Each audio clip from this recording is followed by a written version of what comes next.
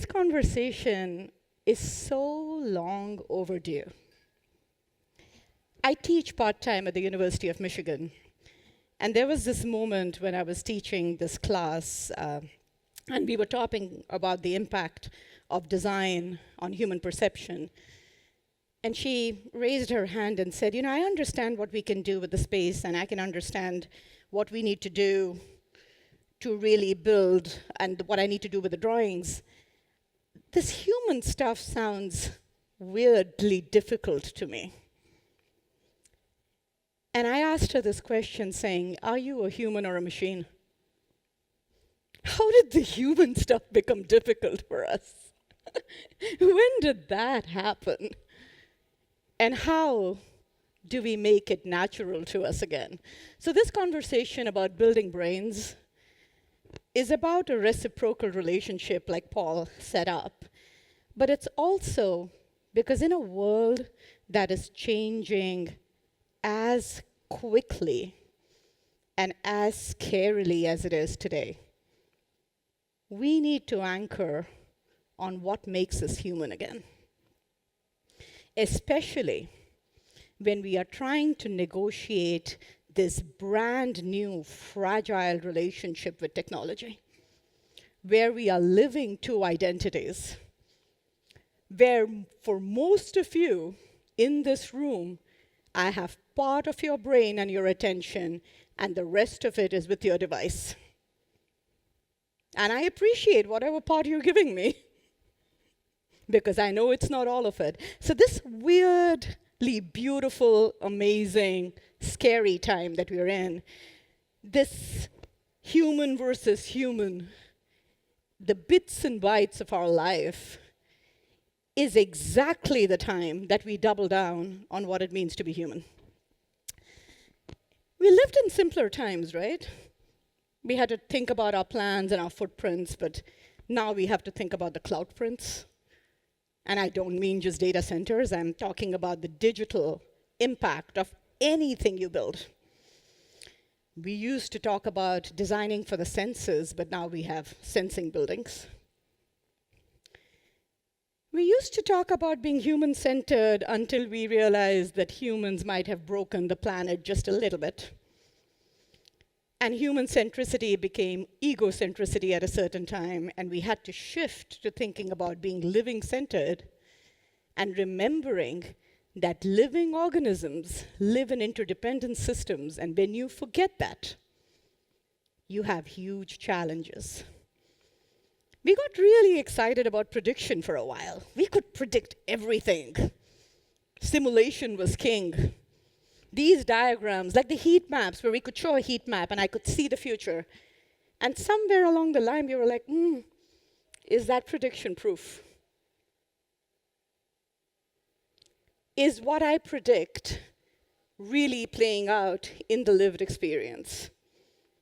Do I have the proof? And in some things, I think the proof has really, really, really increased. Like, we know a lot about daylight and the impact it has on energy and health, although you wouldn't think it, given we're in the World Architecture Fair with no daylight. But we do know that it has a huge impact. We also learned that, the impact of nature on energy and health and mental and physical well-being is huge. We learned that. There is enough evidence on that. But during COVID, I realized something which was fascinating. All the evidence pointed towards this being an airborne disease. Logically, our entire ventilation strategy and HVAC strategy and where we put doors and openings and windows should have been sorted. We should have realized exactly what it means when the air that circulates is infected and how design can help. And yet, what we did was buy hand sanitizers. Because perception of cleanliness had a more immediate communication to the brain than the invisible component of air. We couldn't see it. So we couldn't understand when people were saying, it's the air. But we were like, I can buy a hand sanitizer and it feels nice and cool. I get instant gratification. And it's really interesting to know in that moment how much perception affects our decisions. Perception also affects our outcomes. There's a study we did years back, years and years and years ago, in a tiny psych holding room. And all we did with these women who were waiting for a diagnosis was change the artwork. The walls were devoid of anything. We just put some art in there. And what was fascinating is, over a period of just a few weeks, in the condition where there was some biophilic art on the walls, the amount of medication that was given for anxiety reduced, saving the hospital $30,000 end of the year. Tiny thing. This tiny, tiny, tiny thing, well, we couldn't really afford a genuine Van Gogh or a Pollock. We did representations. We did this tiny intervention, and we improved mental health outcomes. The amount of aggression and anxiety reduced. That's the power of design, and it was a tiny thing. And yet, how many people out there in the world know what design can truly, deeply, meaningfully do? If someone were to ask me what we really want to see in the World Architecture Festival, I'd like to see less architects and more of the world. Anyone here who is not an architect or a designer, thank you. Thank you, thank you, thank you, because we need more of you to realize what design can do. We have to move beyond the data, which is amazing. I'm a researcher by training. I'm an architect turned researcher. I love data. But what's the delta?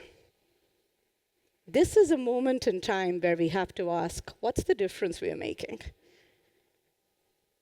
For all the design that we do, what are the outcomes?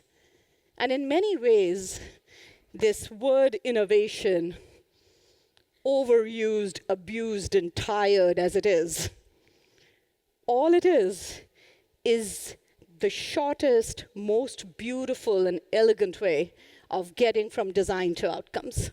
Because if you could do that, if we could innovate in design to get to the outcomes that matter in a time of great economic uncertainty, very interesting political absurdity, and really, really scary climate change. If we could do that, we would make such a difference. However, it's hard. What do you focus on? Because what we do affects so many people. And we will argue today on this stage, thank you, Paul, for making this opportunity, that perhaps the one place that we could focus is on building for brains. Why? If the Lego, the building block of architecture is the brick, or today, the digital model, then the Lego of human outcomes is the human brain. I'll make this case for you in 3 different ways. We'll talk about building brains first because it makes economic sense. Let's get the economics out of the way. Mental illness in the US costs us $282 billion. $9,000 per second. That's how much we're spending when we are not mentally fit. Even more importantly, in a time when we are trying to decide what is human relevance in the era of AI, our brains need new skills. They need to understand the technology, but more than that, they need to understand creative thinking, resilience, flexibility, agility. That is cognitive health. For those of you in the room who have cognitive clarity, who wake up and see clearly what you need to do and why, you're healthy. For those of us who are struggling, there's a problem. And brain skills is really that turning point. The brain economy is something that has been announced by the World Economic Forum just this year. And next year in Davos, a team is going to meet and decide that the brain is actually the asset class we don't talk about. Here's the good news. In that announcement, there will actually be a call out to the built environment. Because if there's one thing that buildings do, is they negotiate our relationship between nature, technology, and the human.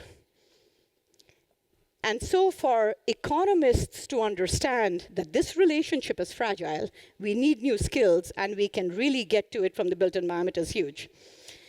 Here's the kicker.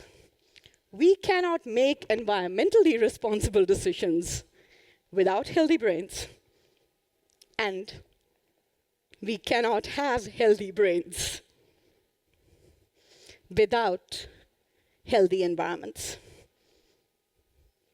This is what I call the uh-oh.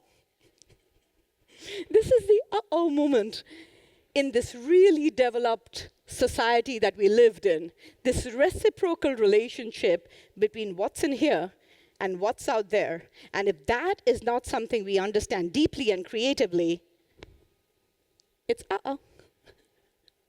So let's talk about that. And I will take a very different lens on brain and climate change, which I think is really important to understand. First, we actually know that the risk of mental disorders is 71% lower in urban dwellers that just live next to a green space. They don't have to do anything else other than live next to a green space. 71% lower risk of dementia and Alzheimer's if you live as an urban dweller next to green spaces. How powerful is that? Neuroscience is carrying this article. I'd love to see it in architectural record, because that's the impact. What's also interesting is we have new climate-related anxiety disorders that never existed. We have climate-related anxiety, we have climate-related PTSD. New generations are worried they are not being able to sleep because they think they won't have a future. It is real, it's in the mind. There's also very clear neurobiological effects. Air quality and the amount of oxygen in the air, direct impact on cognitive health. The amount of oxygen in your room, in your workplace, directly impacts how well you can focus. That's a very clear economic case. Plastics actually directly, neurobiologically, affect toxicity in the brain. This article here says the plastics crisis, a neuropsychiatric problem hidden in plain sight. It's a neuropsychiatric problem hidden in plain sight. Now, how much money are we spending on mental health? $282 billion. How much of that funding is actually going into sustainable materials? How many people think these are two different conversations? Because for bizarre reasons, we have decided that human health and environmental health are two different conversations, and they are not. They are not. The irony is that the brain stops us from taking climate change seriously. So hear me out. Next time you talk to someone who does not believe in climate change, start with the premise that it's understandable. Give them grace, because literally, we do not know how to have that conversation as a human race. And here is why. The human brain has spent 200,000 years focused on the present. Hunting, eating, finding shelter. That's it. That's what we did. 200,000 years. Fight or flight, survival. It's only in the last few hundred years that we have started contemplating time. The fact that we have futurists today, inconceivable a few years ago, because we were just trying to survive. So psychologists say that really, we don't know. Our brain has difficulty getting out of this. What does it mean to me immediately to think long term? So give it grace, because no one wants to believe that their daily activities are responsible for global disaster. It's hard. It's really hard. Our brains neurophysiologically struggle with this. It's easier to change my mind than to change my habits. It's easier to say that I don't believe. But it isn't personal. It's evolutionary. And so what can design do to really hit against this fact that is just hardwired? We need to understand this relationship between our brains and things like environmental stewardship, things like community service, things like healthy habits. They require a certain level of cognitive fitness. People go to gyms for their bodies all the time. Other than Wordle, what do we do for our brains? And shouldn't workplaces really be cognitive gyms? Shouldn't they be the place that really keep you cognitively thriving? Isn't that the rule for any school? That's the objective. If we did that, if our brains really became fit again, scientists argue that we would create green skills, we would be better at green skills, we would be better at creativity, and we would be better at the innovation that gets us to outcomes, because that's what we need today. This relationship between the brain and the environment, this reciprocity, is what we need to understand. The relationship between brain and health, if you think about it from an architectural design standpoint, is actually very direct. Surprisingly direct. Emerging research shows that our surroundings and our buildings, our streets, our sensory environments have a direct neurobiological effect. It's fascinating. I'm showing some research from Dr. Cleo Valentine, who is a neuroscientist in our team. And her research shows that facades, the visual complexity of facades, can actually directly affect our brain, affect our immune systems, and affect our stress. So let me rephrase it, no pressure, but every day what you design, when people walk past it, you are affecting their stress. There's a movement right now in the UK called the Humanize movement, which is all about humanizing facades and showing that direct link to stress. Things we never think about, but we impact people, we impact them directly. They don't just shape our environments, they don't just shape how we feel, they activate stress pathways, they activate hormones. It's direct, it's objective. Something like enriched environments, like visual complexity we talked about, low complexity versus high complexity facades, it directly shapes our well-being. How many people take time designing facades? Everyone? Every designer? How many people do building performance studies? Every designer? How many people do human perception studies? But what if that was the most powerful way of really changing how people feel in our cities?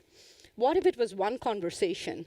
What if we argued that constructed law, which really holds that nature is the most efficient way of interacting with each other and interacting between buildings and their environments, and we can really be very high on energy outcomes and even higher on human outcomes. That would be the promise, that would be fascinating. Enriched environments is another framework that blew my mind when I first found out. Apparently, the brain can regenerate its cells. It's a plastic organ. And apparently, if you just put someone in an enriched environment with physical, sensory, social, and cognitive components, you can regenerate synapses in the brain. We talk about regenerative design. Design can regenerate both planet and humans. Think about the power in that. Think about this idea that really being in an enriched environment could change the way the brain responds. And this little diagram that you see with mice, this is an experiment back in the 70s that showed that for mice that lived in an enriched environment with play, movement, social interaction, new synapses in the brain grew. And that experiment has been repeated with humans. And I want to say this again, saying, which architectural theory book has ever talked about the fact that new connections in the brains can be made by the way we design? Anyone? Anyone read that? I didn't. I went to architecture school. We design for humans, but we say nothing about human perception. But that's power. And that's power that is so profound. But let's get it to build projects that we need to do for real clients. Sounds great in theory. Really hard to do in practice, right? Wrong. It's surprisingly easy if we can focus. This is the UC San Diego Live Learn neighborhood. It's an AIA quote winning project. It's a project that was design build, which means it was on time, under budget. And the client decided to put a tiny, tiny, tiny portion of the money towards saying, are we actually getting the outcomes we want? And the outcomes we saw was not just 85% construction waste diverted from landfill, or 50% reduction in water use intensity, or 81% reduction in measured, not predicted energy use, but 8.2% reduction in student-reported depression. It's a real project, it's a real client, and these are real outcomes.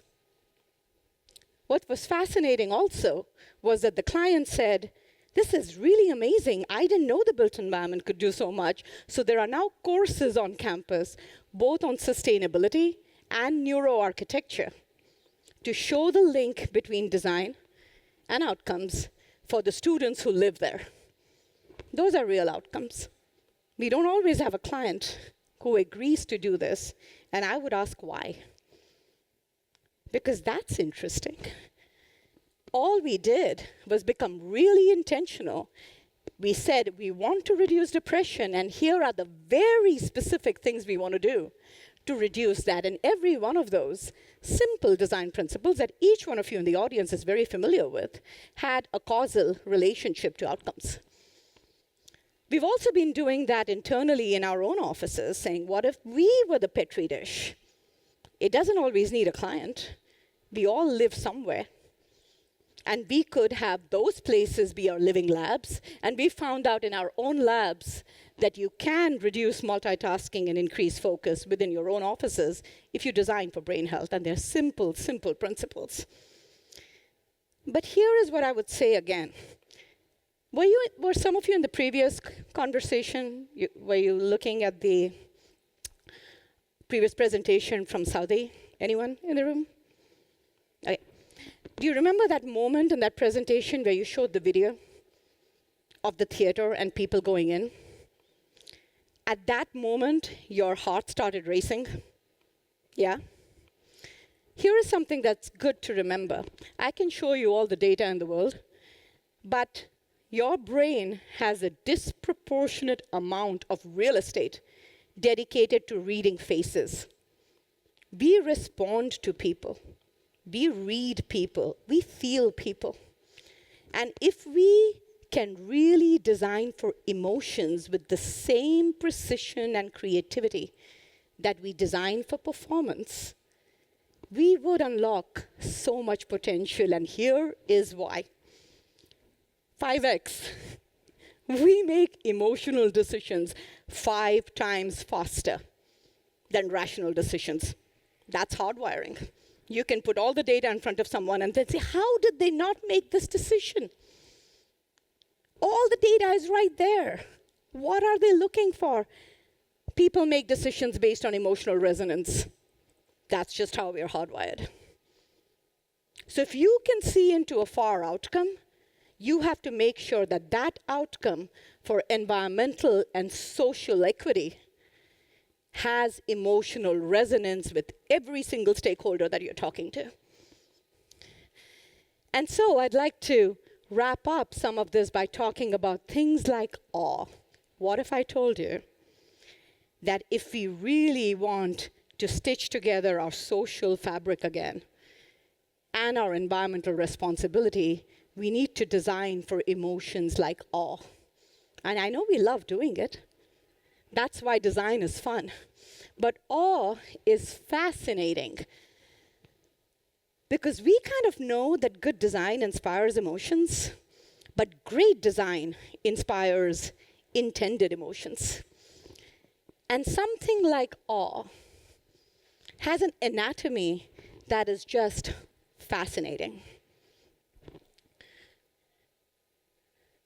Feelings of awe apparently create little earthquakes in the mind.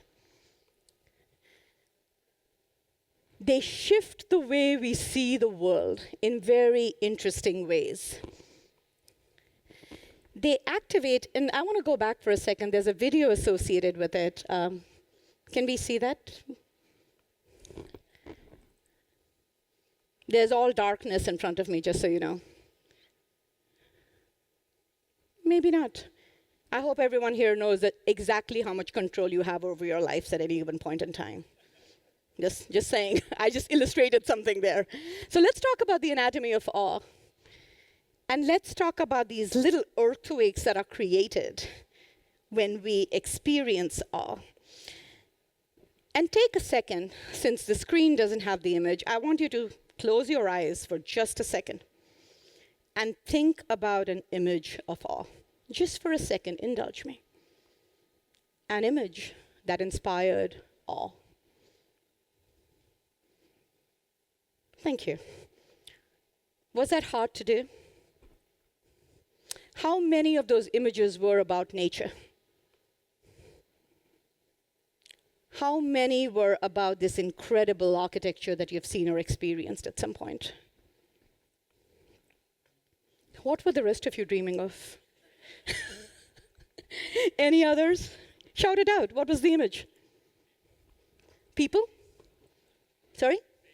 Babies. Okay. I'm not saying that. Awe is fascinating. It's neurobiologically fascinating because what it does when we experience awe is it activates different parts in our brain. Different, really interesting parts in our brain. Parts that control executive function, parts that regulate emotion, parts that are linked to body awareness. But my favorite is that it reduces activation in what we call the default mode network. That part of your brain, which was essential for fight or flight, that goes me, me, me, me, me, me, me. What does this mean for me? That's the part that quiets down when you experience awe.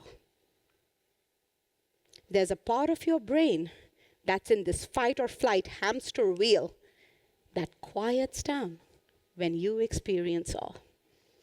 And what that does, scientists will say, is it plays a vital part in bolstering happiness, health, and social interactions.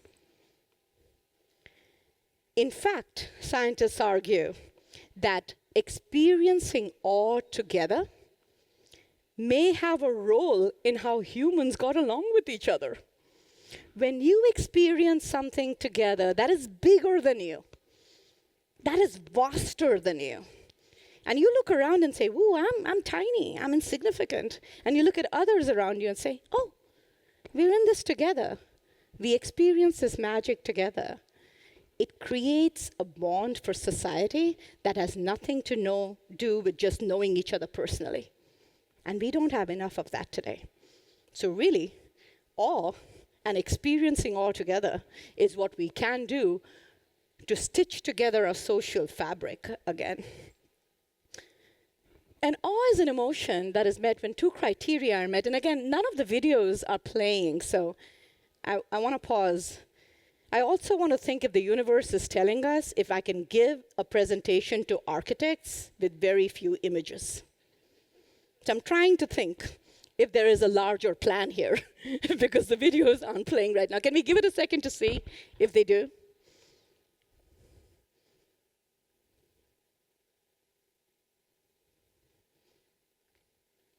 If they don't, we are taking this as a sign from the universe.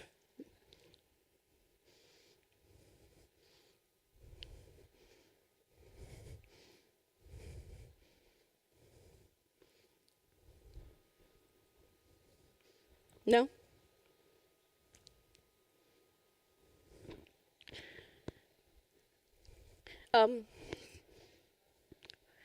I know what it is. I think it's that play button, which I can't get to. It's on the slide at the bottom left, but I can't get to it with the clicker.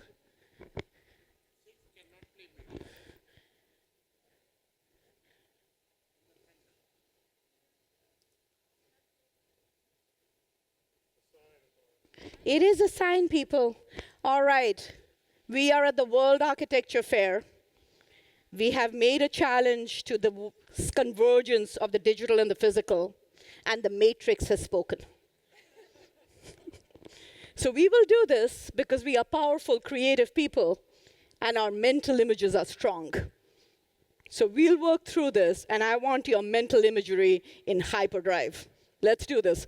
Awe is an emotion when two criteria are met. One, when the stimulus is perceptually vast. And what I had there was a video of the night sky with stars. Something that feels big. Not something that is big, but something that feels big.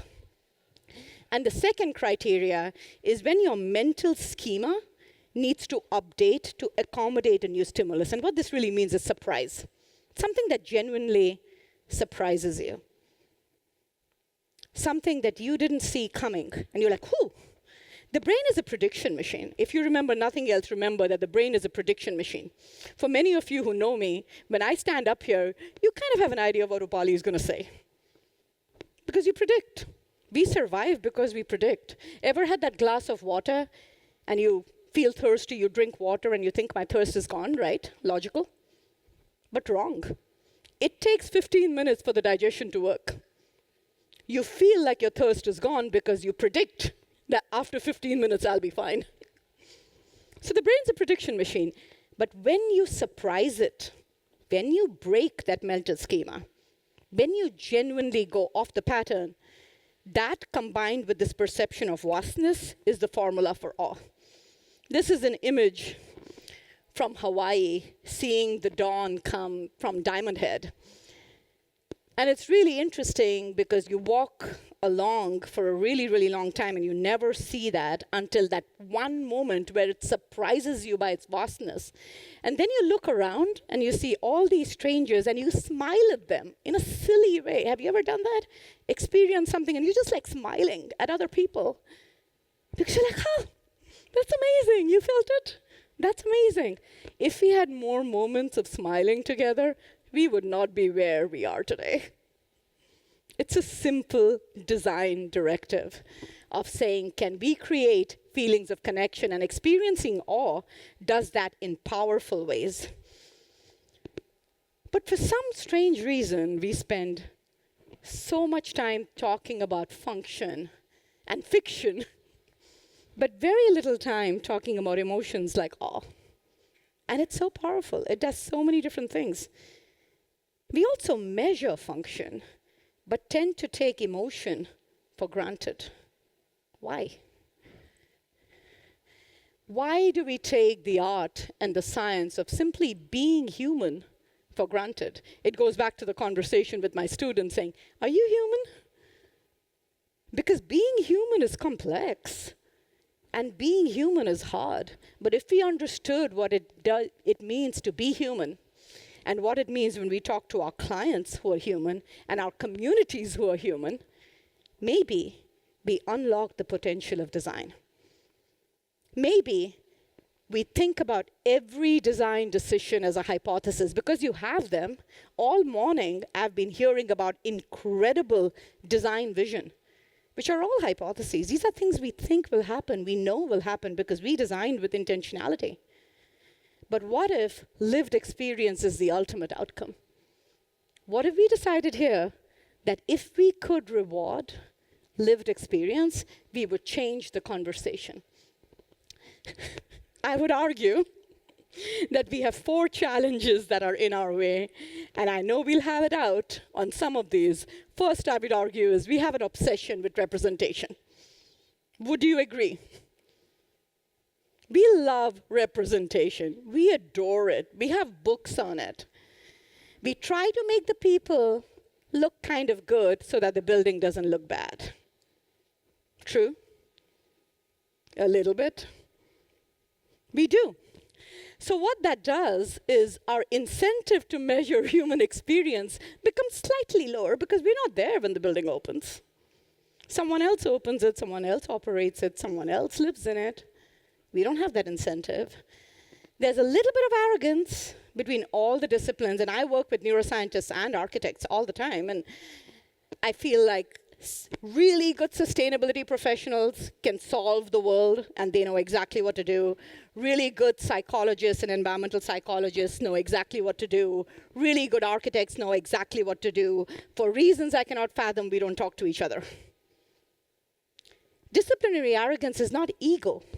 It's just being in your own discipline. But the biggest cost of that, which is the scariest, is there is very little public awareness of what design can do.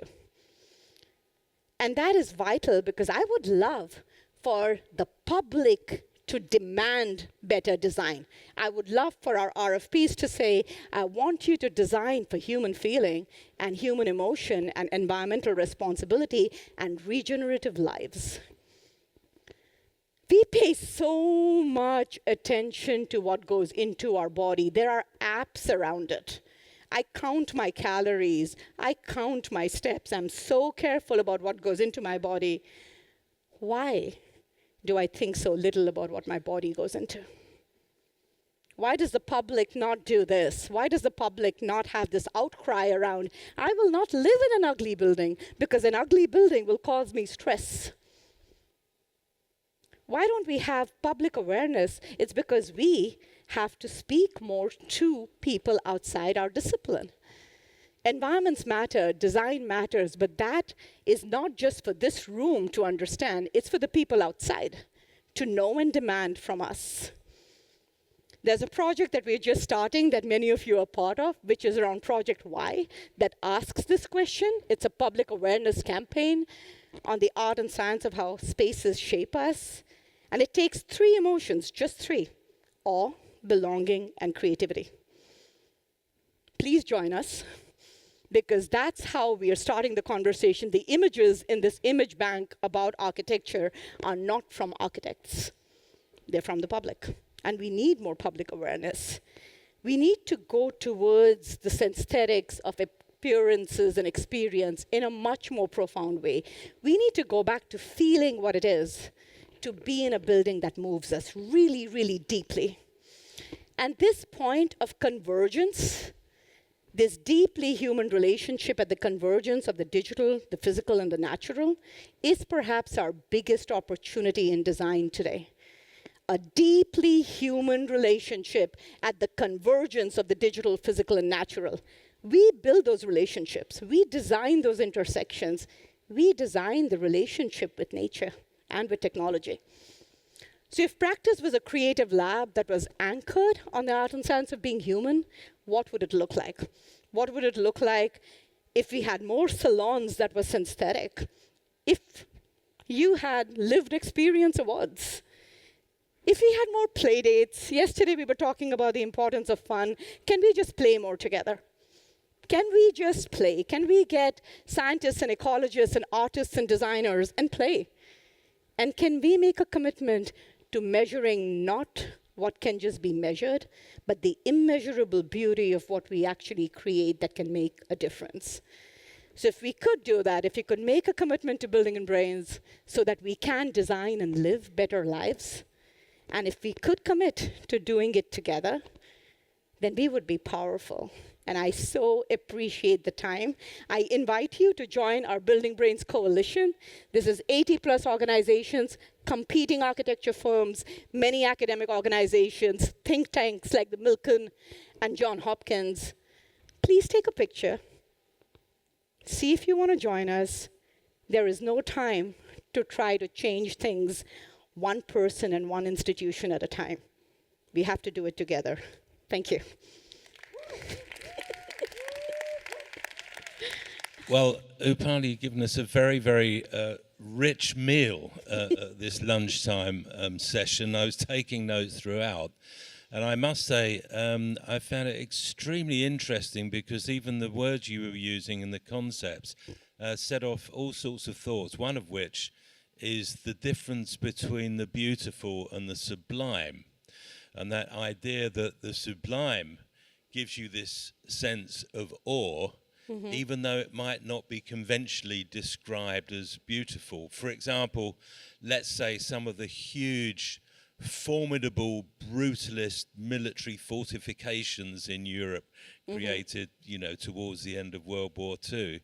And you can look at these huge bunkers and fortress-like strange abstracted objects, and you wouldn't say, oh, that's beautiful.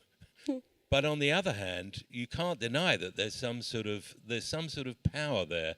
Now, I haven't heard people using the word awe in an architectural lecture as a sort of as something desirable. Yeah. And I wonder where that actually came from. Is it a word that you sort of came to, or was it something that you were kind of thinking about and then looking to find it?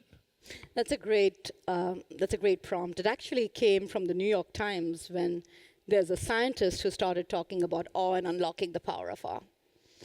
So it came from the science, it came from mainstream media that highlighted that science. And again, what it can do for us. And I started thinking about how much of our architectural design directive is about awe. And we don't talk about it. And awe is interesting because it can be awesome or awful. Something that really gets a visceral reaction from you, that moves you, but doesn't necessarily make you feel connected. It has this repulsion to it, can also be powerful if that is the intent. But that little phrase of earthquakes in the mind, why earthquakes in the mind are important is we keep following a pattern. We are in this hamster wheel today. And to break the pattern, you have to create that little earthquake. And I think that's what design does. Sometimes for awesome places that have this sense of connection and beauty, and sometimes to do what you're outlining, saying it's power. It's shaking me up, and I'll come out of that with a heightened heart rate, but I will never be the same person again because of that moment. And I think those moments are few. You see the hospitality industry, and you see the things that we are yearning.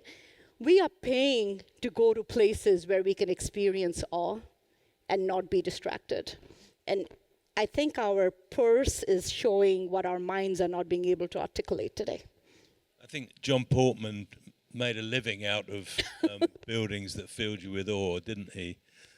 Can I turn to the question of nature? Because a lot of research done many years ago now by American scientists working for World Health Organization drew attention to the near incontrovertible fact that people within sight of nature had quicker recovery times in hospital. Right. But I think what you're saying is that actually it's not just hospitals that we should be concerned about. Absolutely. The effect of nature, but actually our domestic and our workplace surroundings as well. Absolutely. I assume that's the case. 100%. We talk about nature as something that is away from our day-to-day life.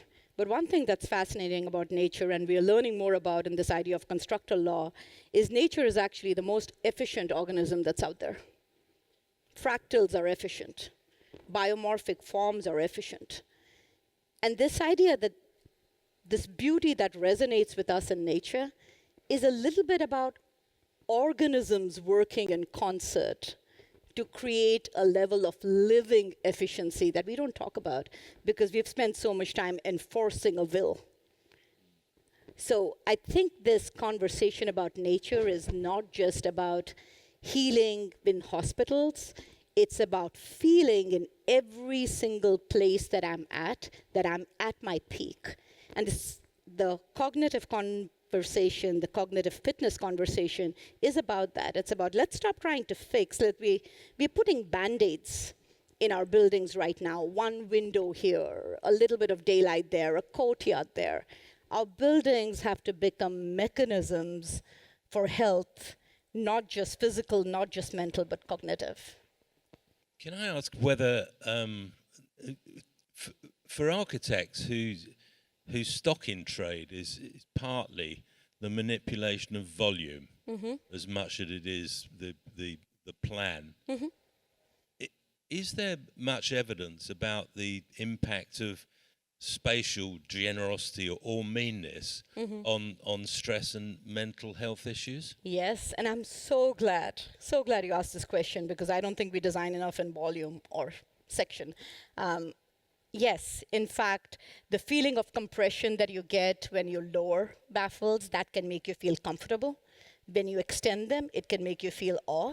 We do this all the time. I think designers are secret scientists. You kind of do it all the time. You manipulate form all the time towards an emotion.